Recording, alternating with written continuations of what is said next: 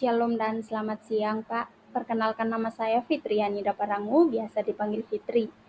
Di sini saya akan mempresentasikan salah satu isu mengenai mengeringnya mata air, sungai, dan danau alami terhadap perekonomian global. Pertama, saya akan mempresentasikan tentang mengeringnya mata air. Berkurangnya debit mata air menjadi pertanda buruk suatu mata air akan kering. Mata air merupakan air tanah yang memancar keluar dari permukaan tanah karena permukaan air tanah naik. Jika permukaan air tanah turun karena pasokannya berkurang, maka air pun akan mengering. Air tanah dan juga air permukaan adalah air yang berasal dari hujan dan juga es yang terinfiltrasi ke dalam tanah. Volume air yang masuk dan menjadi cadangan air tanah itu lebih kecil dari air yang mengalir di permukaan. Menurut Direktur Pengelolaan Air yang bernama Gatot Irianto, jika air yang jatuh ke tanah 38 inci, 26 inci akan masuk ke dalam tanah. Akan tetapi, yang tersimpan sebagai cadangan air tanah hanya 6 inci. Sebanyak 20 inci akan mengalir di atas permukaan air tanah dan kembali lagi menjadi uap air. Sedangkan 10 inci mengalir di permukaan sebagai runoff atau air pelarian. Dan sisanya menguap dan sisanya menguap. Di sini saya akan memberikan salah satu faktornya. Perubahan musim berpengaruh pada mata air. Selama musim penghujan, debit mata air akan tinggi. Permukaan air tanah cenderung naik, yang keluar sebagai mata air semakin banyak. Air tanah saat musim hujan tidak hanya berasal dari air tanah saja, tapi juga air hujan yang meresap masuk ke dalam tanah saat musim kemarau. Debit mata air akan mengecil karena permukaan air tanah menurun.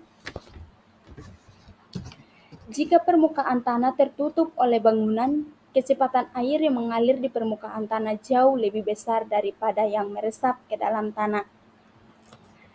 Akibatnya, air yang masuk ke dalam tanah akan lebih kecil daripada air yang mengalir di permukaan tanah.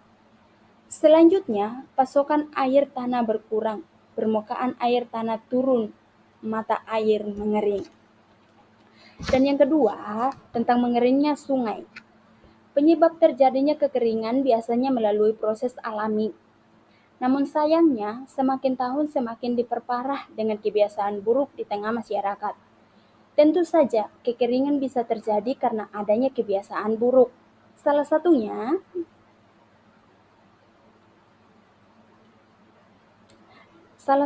kebiasaan membuang air bersih yang tidak terpakai. Mungkin hal tersebut karena rasa aman dengan lingkungan tempat tinggal yang bisa saja dirasa memiliki sumber udara yang melimpah. Namun sebenarnya, banyak air di masa sekarang bukan berarti cadangan air tersebut tidak akan habis. Untuk masa yang akan datang, kondisi iklim di bumi juga belum menunjukkan akibat dari pemasaran global. Hal tersebut juga akan menyebabkan terjadinya kekeringan di lingkungan. Saya akan memberikan salah satu contoh. Letak geografis. Indonesia berada tepat di garis khatulistiwa. Letak dari negara ini diapit 2 benua dan 2 samudra.